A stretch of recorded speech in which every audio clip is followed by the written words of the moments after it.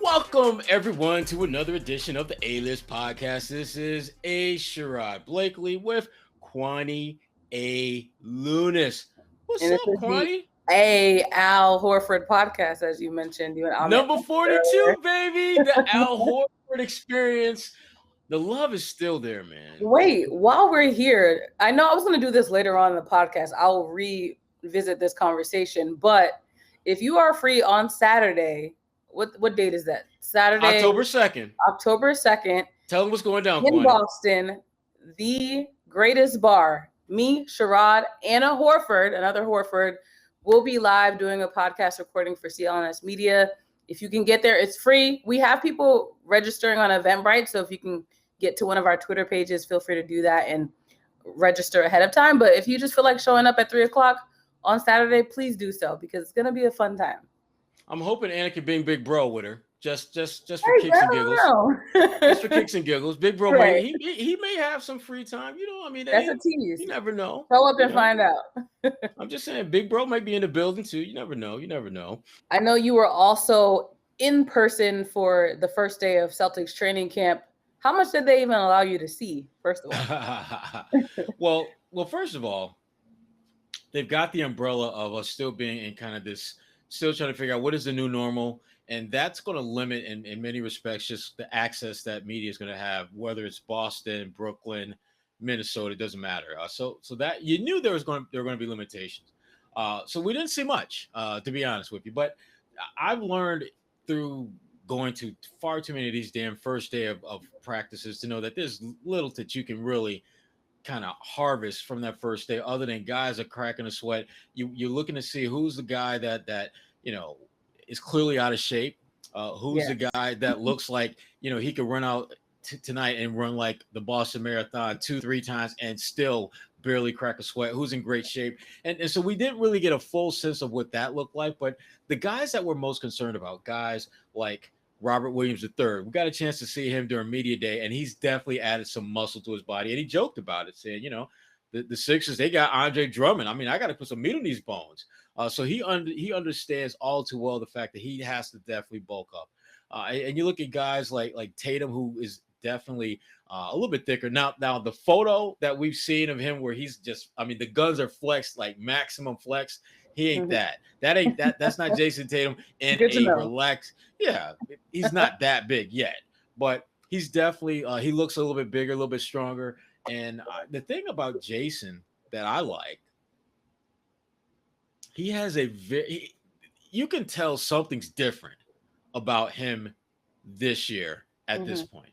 And I think that there's a quiet confidence that he's always had, but now it's a quiet confidence that's wrapped around an expectation of greater leadership that he has to provide. And I think he understands that. And, we talked about that, and I asked him about that. And, he started to talk about how, leadership, everyone's leadership is a little bit different. And I asked him about just how his leadership has evolved from the time where he got here to where he's at now.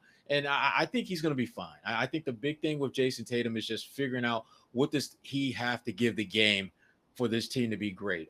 We know he can score and do all that other stuff, but he has to be able to be the one presence that guys can lean on if things get a little squirrely. And he's not going to be perfect. He's going to have bad games. He's going to make bad decisions. All great players do that. Michael Jordan did that. Kobe did that. The list goes on and on. But to me, the key for him is, how do you bounce back? Are you going to have the kind of resiliency to make mistakes, not let those mistakes wear you down, and bounce back and lead this team? And that, to me, is going to have to be a character trait that he's going to have to exhibit often. He's going to have to be able to impact the game on nights when he doesn't play well. I could certainly see Tatum having some nights where he goes like 4 for 19, but that fourth shot just so happens to come with 3 seconds left, and it's a 3-ball, and they win. And it's like, yeah, he played pretty crappy shooting the ball, but damn, he made the one that mattered most. He's going to need to get to the point where he can be able to withstand the rough nights and still be able to impact the game and deliver when they need him to most. Social media is only a slight screenshot, so to speak, of who a person really is. But when you mention that change in demeanor from Jason Tatum, I follow this guy, Brett Hampton.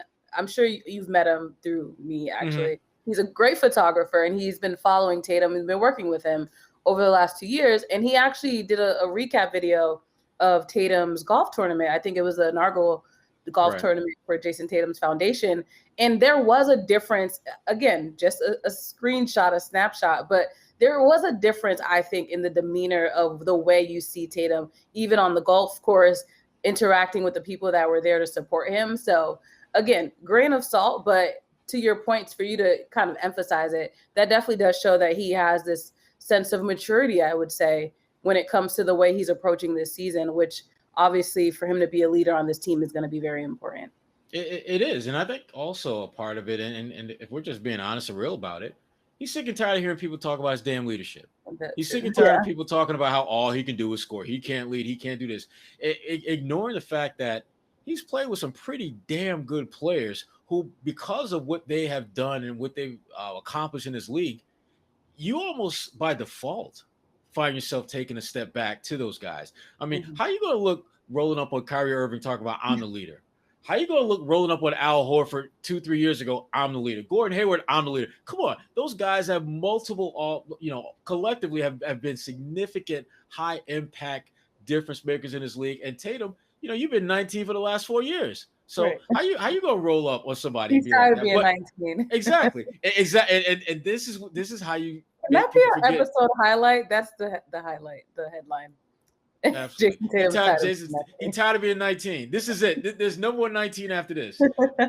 But he's carrying himself. He's carrying himself the way you would want a young leader to do. He is, again, he's saying all the right things, and he's also not saying the wrong things. He's not talking about, I'm going to do this, this, and this. He's just like, I'm just going to basically do what I do. I lead by example, but there's things that have to be done and said away from the limelight that I will do and say that you may not know about. And that to me is what I'm talking about. That to me is what's going to have to be his style, because to me, that's Jason Tatum's leadership right there. It's not in your face, but it has to be effective. And I think it's taken him a little bit of time to figure that out, in part because he had so many other significant, strong voices in that locker room. But his voice, whether it's with his words or whether it's with his actions, has to speak loudly this year. Jaylen Brown is back. He's looking healthy. He has braids. What was your takeaway from? I had to sneak that in there. He looks healthy and he got braids. Yes. Well, the thing about Jaylen is that of all the guys in this team, I don't really worry too much about him in terms of once the games begin. If he's healthy enough to play, he's going to make an impact.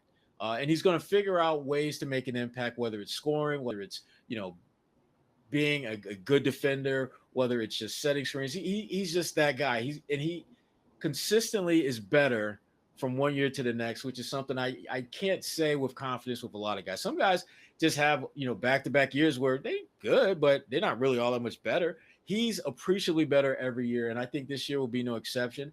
But the one kind of, asterisk in all that makes is his health. The wrist is what we've talked about as far as whether he would be able to go at the beginning of training camp or not, and that doesn't seem to be an issue. He did mention on media day that there was still some swelling in that wrist. I anticipate that we will see him have some days off in training camp. Load management. Where it won't be a situation where he's re-aggravated or injured. It's just that they're going to be, I think, a little bit cautious so that they don't put him in situations where he could potentially re-aggravate that wrist and just cause unnecessary due harm when, again, it's the freaking preseason. It shouldn't be that. It's not that deep. You kind of know what you're getting with him. I'd much rather see Aaron Nesmith and Romeo Langford out there playing a lot of those preseason minutes. They need the reps. Jaylen, he's. And we briefly talked about Robert Williams. Ime Udoka mentioned how the determining factor for him playing will be what we mentioned with Jaylen, just keeping him healthy. Right. What do you think is going to be the approach with training camp and then obviously early on in the preseason for Robert Williams? Training camp, he's got to just, in addition to the obvious elephant in the room, which is stay healthy, he's got to make his presence felt at both ends of the floor. I don't think we're at a point now in his development where you could just be happy and content that he can block shots and he can do a little bit of rebound. Now he's got to knock down shots on offense, and he showed signs late in the season being a lot more comfortable facing the basket than I think a lot of us thought he was.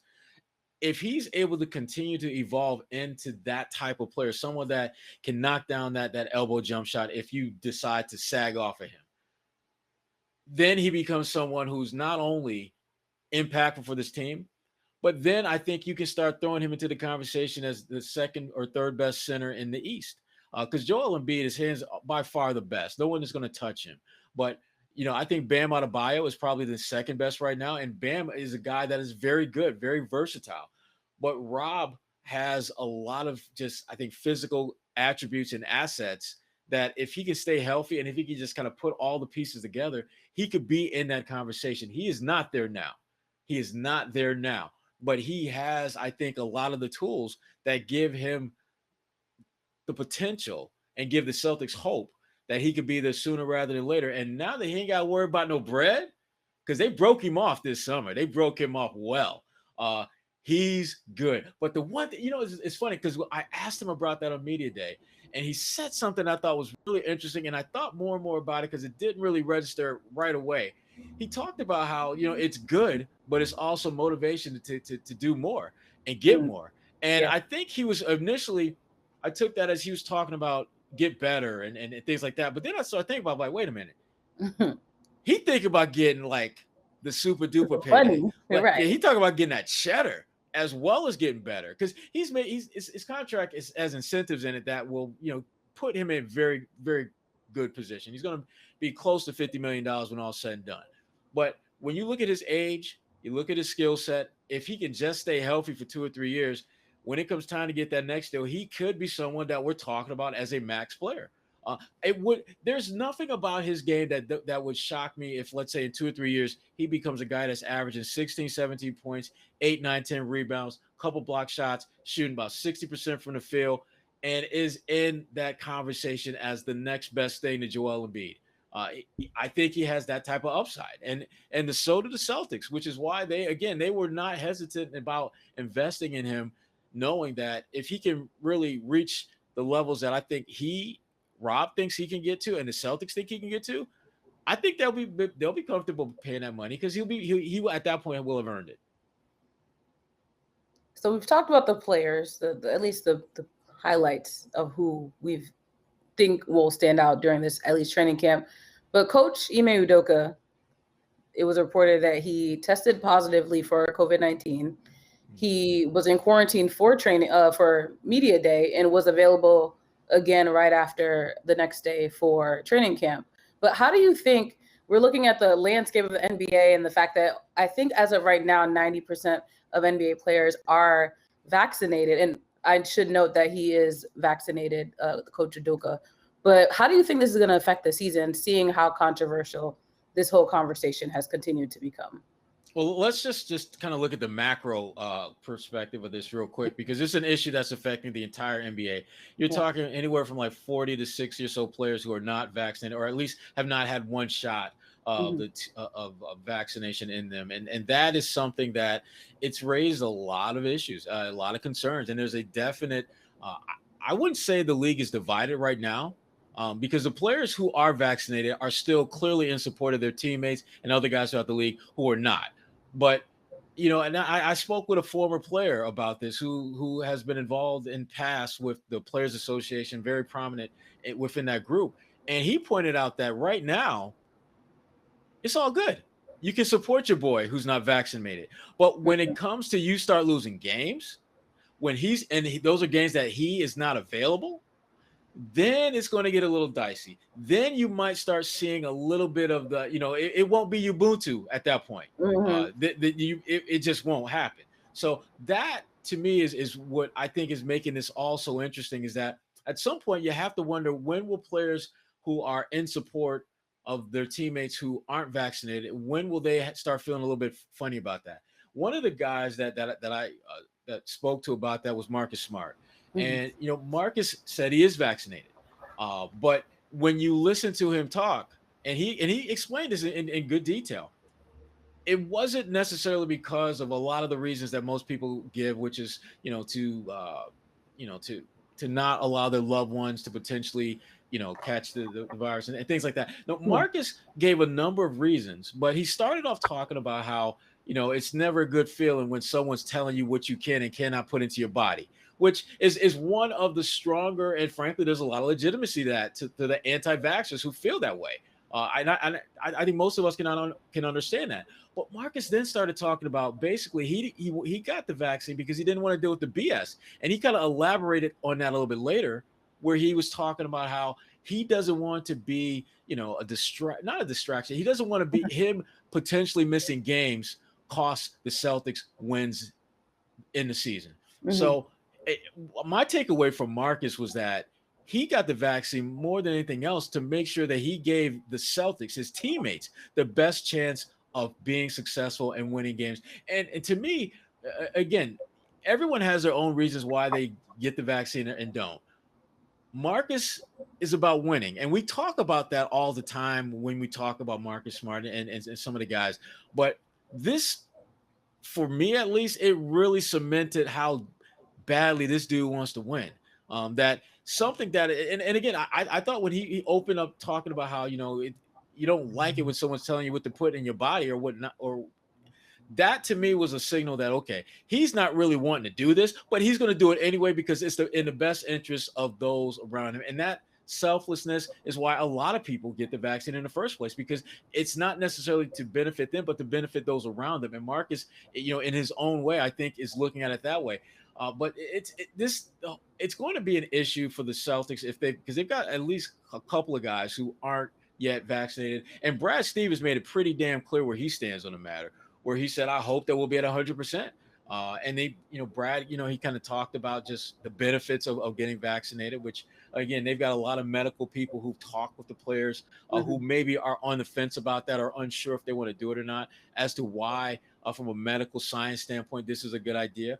But it's, and I wrote about this in Bleacher Report. It really is a kind of, there's a divide or between race, religion, and freedom of choice when you talk about folks who are trying to weigh whether to do this or not. And some of the, we'll, probably the most prominent voice who's been in that whole conversation is Kyrie Irving.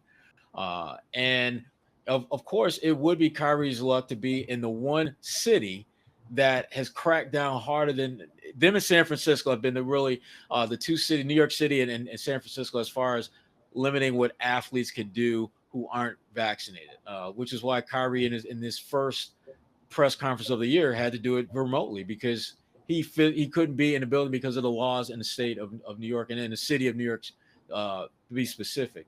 So it's something that's not going to die down anytime soon, which I wish we were talking more about the Bucks trying to repeat, and the Lakers with the championship team from 2011 instead of the 2000. I wish we were, but we're talking about a virus, which is a serious thing, and it's definitely something that is worth discussing. But I just wish that it was more of a moot point at this point.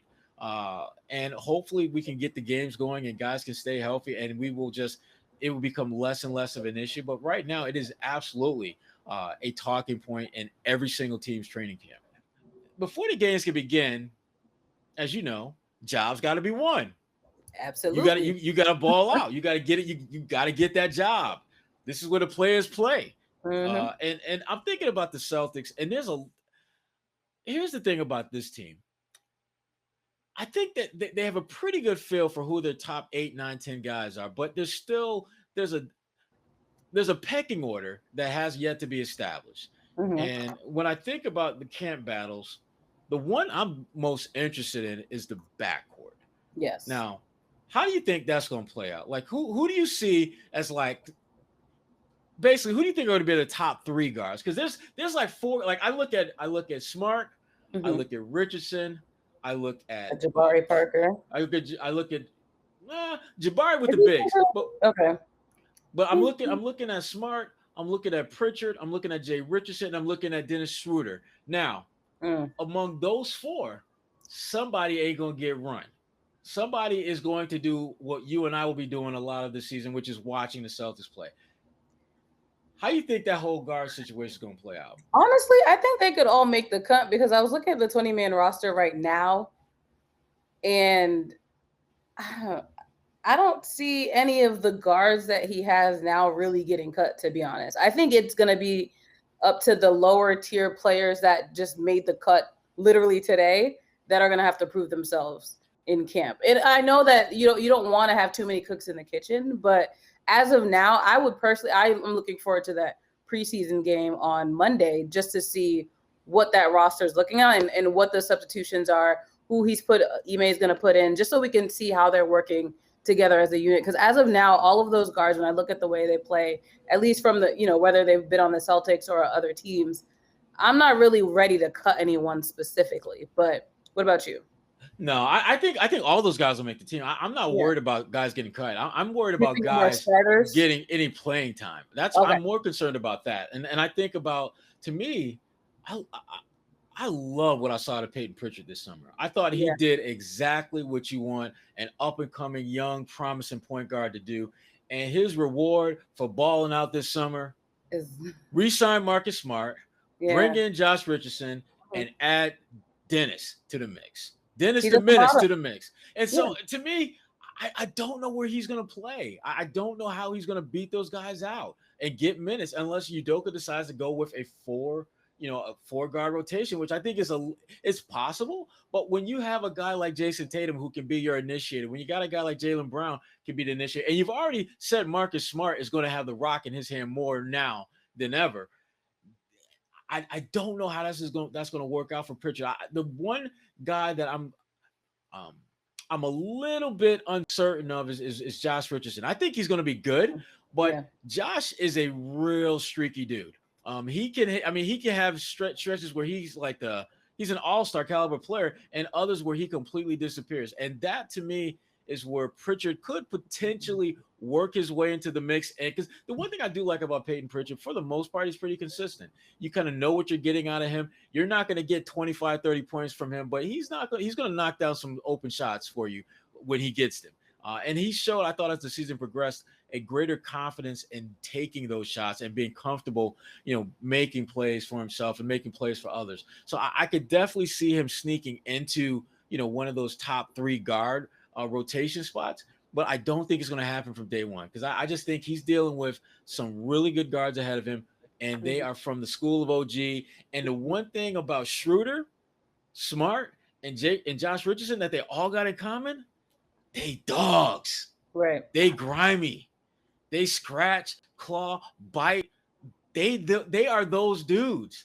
And Pritchard is a good player, but he's not cut like that. And that's no disrespect to him, because I love the way he plays and I love the growth in his game. But it's going to be hard to outperform those guys because they play so damn hard. Kind of random, but I was actually kind of shocked to see that Shroder and Smart are on the same team, because in my head, they never seem like two people that would get along because they're so similar. You know what?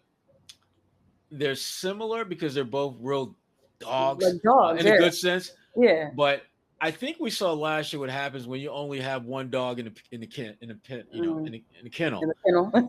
Yeah, and that was Marcus. I mean, he did not have any dogs to run with. Dogs want to run. Dogs want to fight. They want to scratch. And Marcus, I don't think really had guys who were pushing him in that particular area of his game, which I think he is exceptional at. Mm-hmm. Josh Richardson is going to get at you. Shroder is going to get at you. And Marcus is going to embrace that because that's who he is. That's what he wants. I remember just talking with players, and they would mention to me about some of the battles between him and Wanamaker in practice. And if you watch Brad Wanamaker play, you could kind of understand why him and Marcus could play well together and could push each other. So I'm really interested to see how those new guys help a guy like Marcus Smart, who, again, because he's going to be having the ball in his hand more, he's not necessarily going to be looking to shoot as much. So his impact is going to be on his playmaking and his defense. I don't think he's going to score as much as we've seen in the past.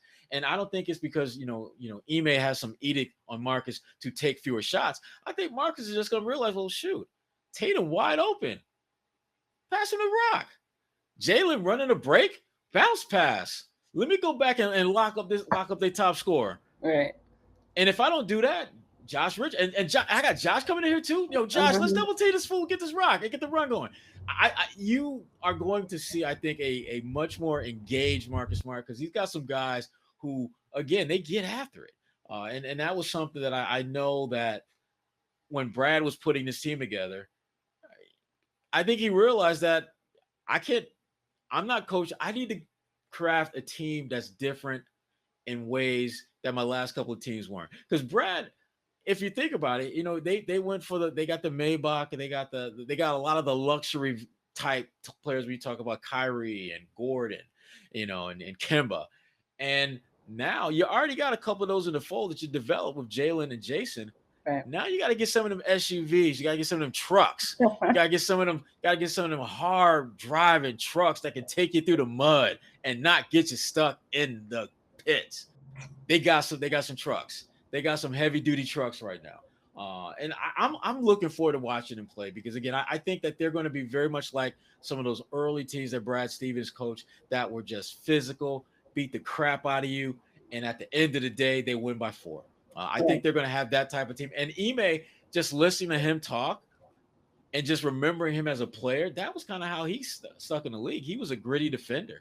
He wasn't giving you 15, 20 points a game. He was trying to lock up that cat and limit him to 12 points, who normally gets you 20 to 25 points a game. That was kind of his style of play. So I think the roster that the Celtics have assembled and their new head coach, I think, is a perfect alignment to work and be effective. Now, is that going to get them 55 wins? Probably not, but it's going to make them competitive. And that, to me, for them, if you talk about competing for a title, first things first, you got to compete. And I think they've got a roster now that is more, I think, built to do that than we saw the last couple of years.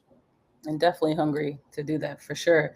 Looking at the rest of the league, we've talked about how the vaccination is going to be one of the bigger storylines surrounding not even just the last week, but maybe just the rest of the year. But looking at the landscape, Michael Porter Jr., he just got his max deal in Denver, 5 years worth as much as $207 million. Damn. Yeah, with incentives. If he doesn't get to those incentives, it'll just be a rookie extension worth $173 million. But what do you think about the fact that they decided to extend his contract?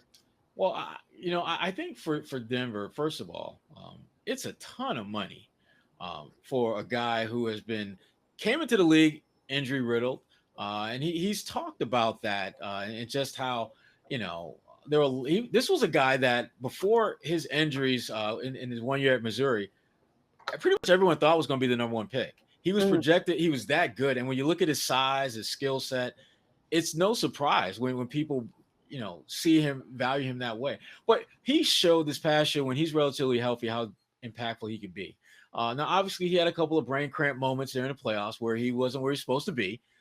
But the talent is undeniable. And if you are looking at just the landscape of the NBA and you're the Denver Nuggets, you realize you're going to have a big 3.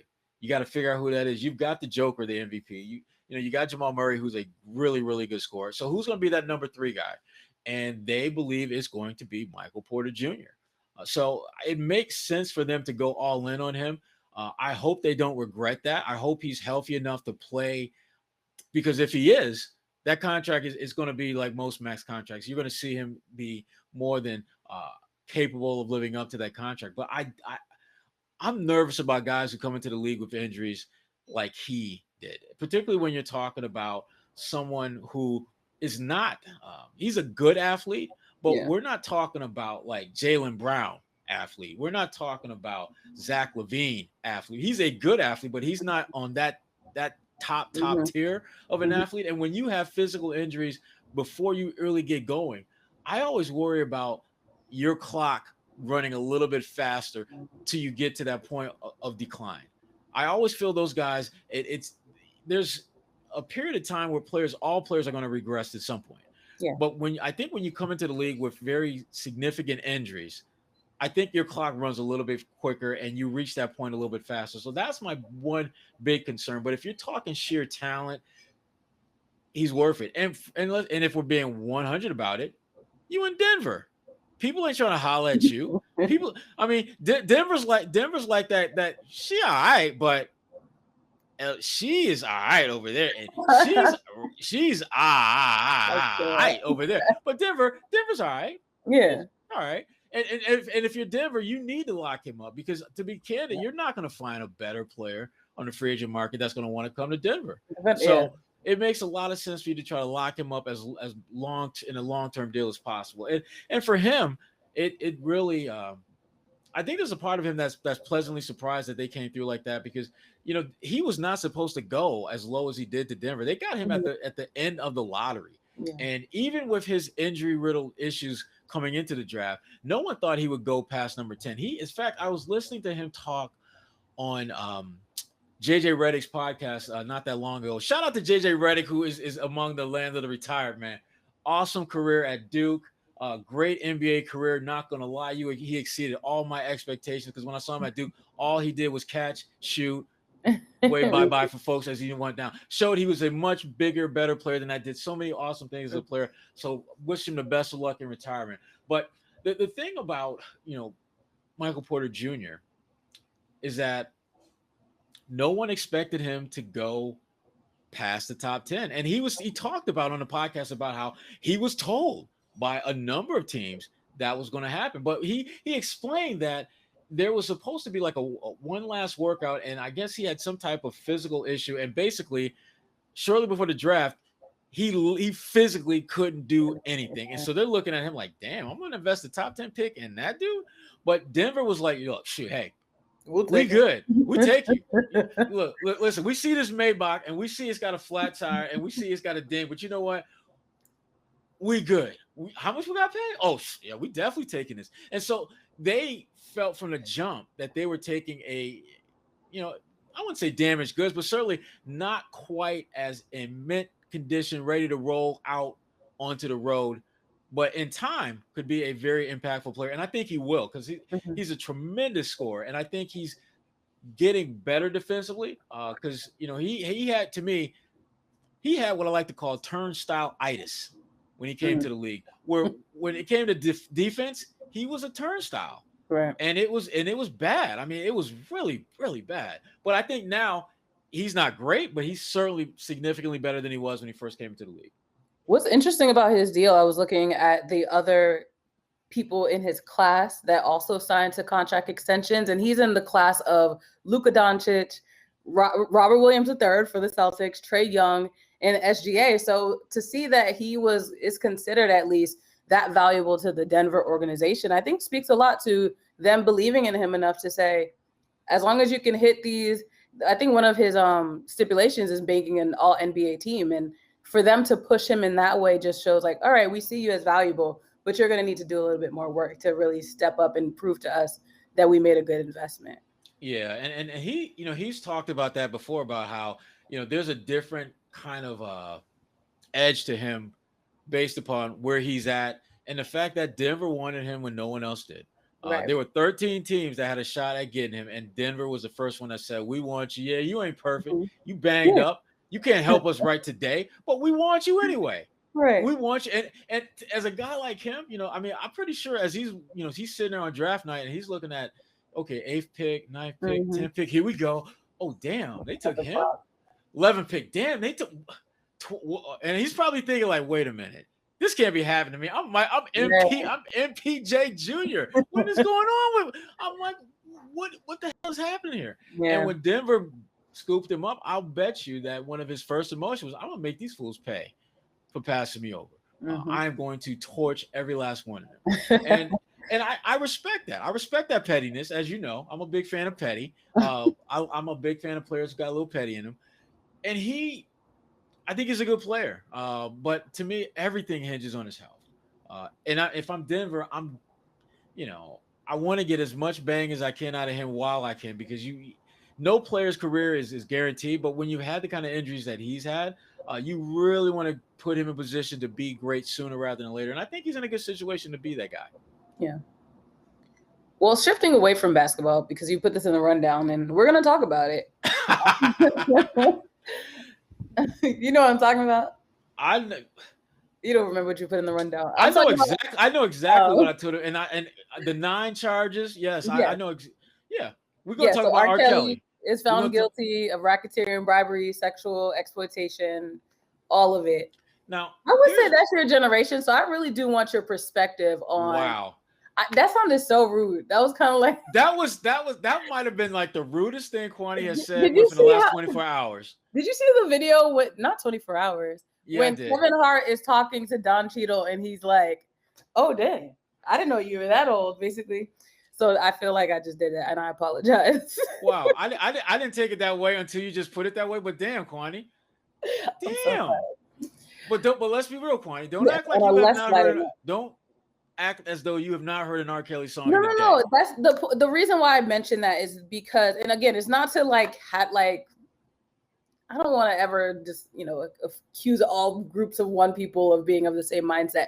But I will say the generation before me, definitely not everyone, but there was a strong group of people that were unapologetic about R. Kelly and everything that he did. And the reason why he was able to get away with so much is because of the influence that he had on the generation before me. Again, I know that his music has seeped through multiple generations afterwards, but I'm just curious from your perspective, what you've seen and how you maybe heard people talk about R. Kelly over the last few years. Well, here's the thing about R. Kelly, and we're talking about him specifically, and obviously, him arrest, he's found guilty of like 9 different charges, and it's going to be, they haven't, the actual jail time hasn't been determined yet, but it will be. He's going to jail. He's going to jail for. He's going to be there for a minute. He will not be found. But a lot of the things that he did, I can't really attach it to a generation, because if you go back in the 50s and 60s, I mean, you had Ike Turner, who did some ill stuff, and you can start going on and on and on about just every generation. Really, every generation has had like musicians, particularly male musicians, who mistreated women. I mean, that's so that I don't give R. Kelly that exclusivity. Okay. But here's the thing about R. Kelly, and the reason why I wanted us to kind of get into it a little bit. R. Kelly, for all the bad that he's done a lot of bad, and it's great that he is going to be punished for that. He produced some bangers. Yes. Like 11 number one songs on the top 100. His music catalog, I think, is worth probably like $20-25 million, something like that. So it's not so. My thing is this: how are those who were cool with the music able to still be cool with the music? Can they separate the two? Can you separate this from the artist? Can you separate this dirty ass going to jail MF from this amazing musical artist? And that to me is the challenge that a lot of people have. Now, full confession, I'm one of the people. I hate the stuff that he did. But I can't deny the fact that he produced some of the greatest songs of the 90s, 2000s, and so on. Yeah. It's hard to separate those two. I wanted to put that to you, because seeing as though that wasn't part of your generation, apparently. Right. But full disclosure, your generation got we're gonna be hollering at you. I mean, I'm not gonna bring Chris Brown up into this. No, I actually was going to bring it.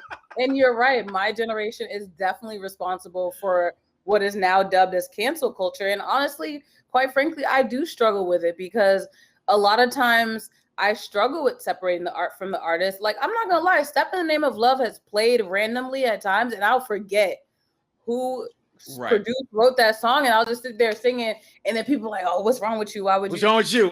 Sometimes it really is hard to separate the art from the artist, and I understand that this person does not belong in the public eye and belong, getting any kind of credentials afterwards. But I agree, it is frustrating. But I also, to that point, am frustrated when I see that we pick and choose who we're deciding to cancel in different moments. And that's why I think Chris Brown is a great example, because he did what he did to Rihanna. That was reported. Who knows if he had other issues of domestic abuse with other women. But the fact that he's, running freely, doing his thing, still creating music right now, I do wonder, what is the standard, or how are we upholding people to what we think is justice? And again, how are we going to continue to separate art from the artist, or continue to loop them together, but make sure that we're staying consistent in the way that we judge people, so to speak. And so I've been frustrated by that, because it's a difficult conversation. And a lot of times you can't even,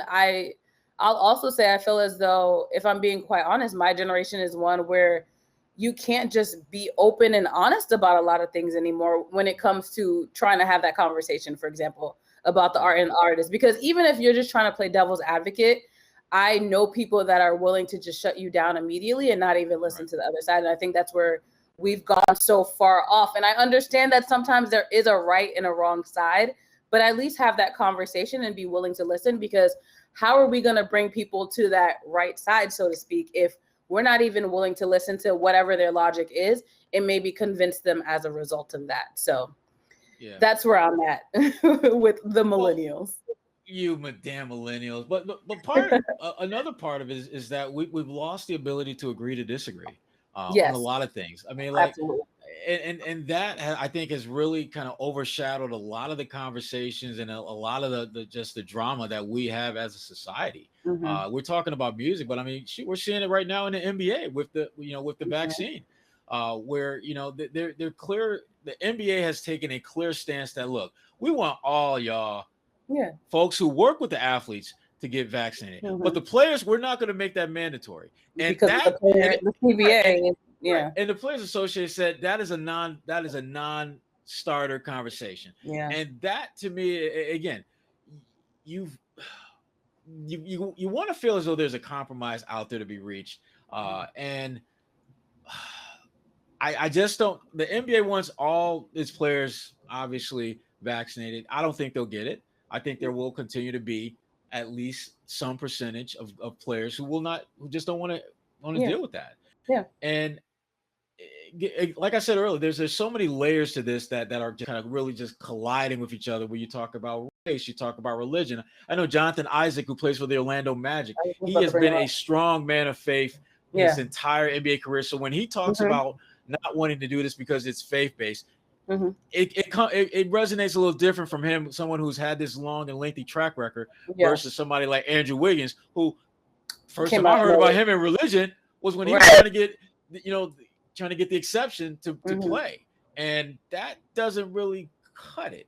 So there's a lot of stuff out there that, again, I just wish we could find a better way to agree to disagree on a lot of matters. But this is one where there's really no gray area. I mean, you either are going to vaccinate or you're not. But I will say this: the whole issue for me comes back to selfish or unselfishness, and if you're doing it for selfish reasons, then it's wrong. If you're doing it for unselfish reasons, which is to help others besides yourself, I can understand that. So I'm listening to both arguments, but there's one side where I feel as though this is really about you. And then another side where it's a little bit bigger than you, and which it is. And so again, everyone, you make your own decision, but I think NBA players, they need to get this right. And there's a number of them who have gotten it right. There's some who I think haven't. So but unfortunately, we can't change the world. Not today. One episode at a time. You can change our world by subscribing if you haven't done so already. Kwani, you are on your rondo today. I really is on her rondo. Wow. Well done. Thank you. Well done. So I think it's time to pub our event one more time, though, because I mean, at this point, if you listen this far, we're having an event on Saturday. Saturday, right? October 2nd, 3 to 6:30. 3 to 6:30 at the greatest bar. The greatest. Not the bar that you like that is the greatest. There's actually a bar called The Greatest Bar in downtown Boston. Downtown Boston. It's good spot, good drinks, good company. We'll have a good time. And we'll have at least one Horford family member there. There'll be at least one. Which one? I'm kidding. Clearly, Horford will be there for sure, and you just never know. Al just will be rolling. There might be two Horfords actually, but neither of them will probably be named Al. You just never know. I'm hopeful that anything and everything is possible. KG taught me that. Yes, anything is possible. So, what have you been up to? Before we close out, I know the podcast is running long, but again, if you made it this far, you clearly like us. Clearly. No, just, I mean, stuff for Bleacher Report. I wrote about the whole vaccine issue, specifically that, players right now who are vaccinated are clearly supporting their teammates who are not. But again, the question that I kind of address is how long is that going to hold up? Because right now it's great, but is it really sustainable for them to be cool with their teammates who are not vaccinated Look over at the last course of the season? We didn't even have a vaccine. Right. So there's that, and usual stuff at Boston University. Shout out to my kiddies. Make sure you get those homework assignments due. I believe it's next week. You all know the drill. You don't get it in time. Not good. Not good. That is not good. And doing stuff for Ebony Magazine as well. And also the Bulletin, Facebook's new silo there, fullcourtpress.bulletin.com is where you can find a lot of my content. And that content will be expanding now that we are in training camp mode. So check that out, fullcourtpress.bulletin.com, where you'll see more of my content. Right now up there's just kind of looking at the guard situation. And just, I call it roll call, as in ROLE call. I see what you did there. Exactly. And just kind of look where guys are going to be stacking up in the backcourt. And there'll be another segment of that coming up fairly soon, looking at the bigs as well. So just keep it busy, Kwani, which I know you can relate to because you always got something going on as well. For sure. And to your point about your bulletin, the easy part about it is that it goes straight to your Gmail or whatever email address you sign up for. So you don't have to actually go on Facebook. You just get it directly to your inbox and get some insight. But the way that you do that is you got to be a subscriber. You got to be a subscriber. Once you subscribe, it goes directly to your inbox. And that will continue for as long as I'm doing this. So there you go. I like that. Yeah. So for me, I've still been doing the hub today. Actually, I'll be on twice this week if you happen to be listening. Twice to get Kwani. Yeah, 2 out of 3 times in 1 week. Oh my gosh. But yeah, that's going to be exciting. I'm actually doing a hit on Thursday, which is going to be very much Brady's return to Boston related. So if you have time to tune in to NBC 10 Boston at 11:30 a.m., then please do so, because it should be a fun time as we look forward to the prodigal son returning to Boston. And then, as always, NBC10Boston.com. I actually have a 10 questions guest lined up for next week.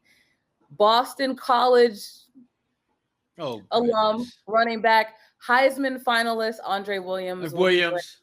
Yeah. Oh, geez. Yeah, my guy. He'll be joining us next week. So if you have a chance to listen to it live or catch it later, you can find that on NBC10Boston.com. I can't hate on Andre. I can't hate on Andre. Can't. He's a good dude. He was a really good college player. Usually I can crap on a BC Pigeons, but I can't. Nah, you can't. Not with Andre. I can't. So yeah, another good episode in the books, the Al Horford edition. Well done. The timing was perfect. Al Horford returned, his sister. We're doing a show. It's called, what do we call it? The A-List Happy Hour, because we just combine the names of our 2 podcasts. Wonder Twin Powers activate. We could be like those super friends that Enes Kanter was talking about at Media Day. Oh my gosh, I forgot this guy's back. We should bring him on the pod though, to be honest, because he's hilarious. Well, we're gonna have to edit out what you just said about it, because he'll be like, "Wait, what does she mean by oh god, he's back?" I love me some Enes Kanter. He knows I appreciated the content that he brought. He can be a bit much. He can be a bit much, but I'm okay with that. It's not like I'm talking crap. He's the only guy that we spoke to at Media Day who didn't want to leave when he was done. Of course not. I mean, the first thing he said was, we're done? And I'm like, yes, sir. We kind of are. Yeah. Which I love that about him, though. He's a good dude. Honestly, it's hard to find players in the NBA that actually want to talk to us. So it is a blessing to have people that are willing to engage. Right. And with him specifically, just the things that he is about off the court, which I think is, again, as good a player as he has been throughout his career. And again, he was a number 3 pick, same year as Kyrie. He's been one of the top offensive rebounders since he's been in the NBA. So he has a clear skill set that allows him to stay in the league. But as good as he has been and as solid as he's been in that regard, off the court, he's been amazing. He's really tried to be an agent of change. When you talk about social justice, you talk about just trying to bring about greater equality for all, not just folks in his particular sector of the world, but just for all people. Much respect to Enes Kanter. Yeah, and if you don't know his full story, definitely look it up, because it is one that is inspiring when you get someone to be on this platform. There's a reason why he does what he does, and I would highly suggest doing a little deep dive into let me see if we can make that happen. Yeah. See if we get Enes Kanter But that's a wrap on the Al Horford podcast for A.Sherrod Blakely. Another member of the A-List podcast, Al Horford. We'll hear you. You'll see us this weekend or hear from us next week. Thank you for listening.